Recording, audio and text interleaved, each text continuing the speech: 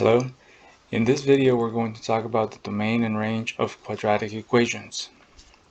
First, to find the domain, we're going to look for all the inputs on the x-axis that corresponds to the points on the graph. As the graph widens and continues to fall or rise at both ends, can you see that these inputs include all the real numbers? That's what you have to kind of imagine with the parabola as it goes all the way on the left and all the way on the right. You have to kind of envision or imagine that all of those values on the x-axis are going to get covered by the graph. Then, to find the range, look for all the outputs on the y-axis that correspond to the point on the graph. Let's do an example. The graph of f of x, which is equals to negative x squared minus 2x plus 1, has a vertex at negative 1, 2, has a y-intercept at the point 0, 1. So let's go ahead and label those. So here is the vertex. The y-intercept happens right here at 0, 1. We have two x-intercepts, one happening at negative 2.4 and the other happening at 0.4. We also see the blue line here, which is the axis of symmetry, has an equation of x equals to negative 1. That's great, but let's try to figure out the domain and the range. So remember, we are looking at the x values that have a graph that correspond to it, or at least that's what we said on the definition above, right? So if we look at this picture here on the right, we say that as you go to the left, the graph keeps falling forever, meaning that even though it doesn't show it here, all of the numbers from the left, so what is all the way on the left? Negative infinity. And then what is all the way on the right? Positive infinity. So as you go from left to right, all of the numbers, meaning all of the real numbers, have coverage by this graph. So the domain of this graph or this function is going to be from negative infinity all the way up to positive infinity. We put it in parentheses because the endpoints are not exact numbers. Infinity is not an exact number, so it goes all the way from here to all of the way here. Next, we look at the range and we look at all the values or the outputs that have a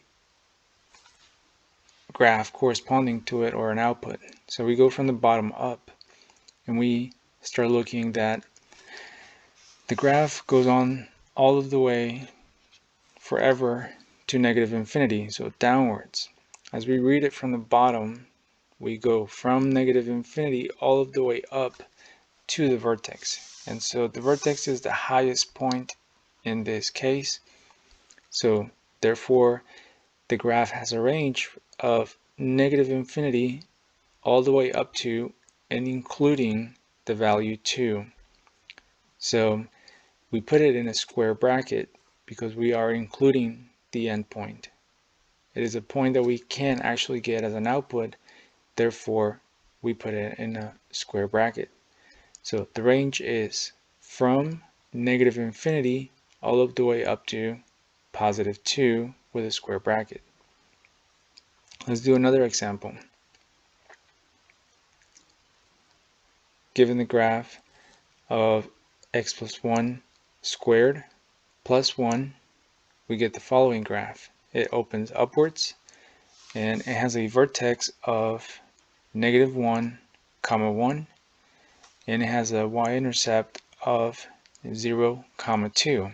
we don't really have much other information, but we can still determine the domain and the range, right? The concept is the same. We're looking at the x values, or the values on the x-axis that correspond with the graph, that have a graph that goes with that value.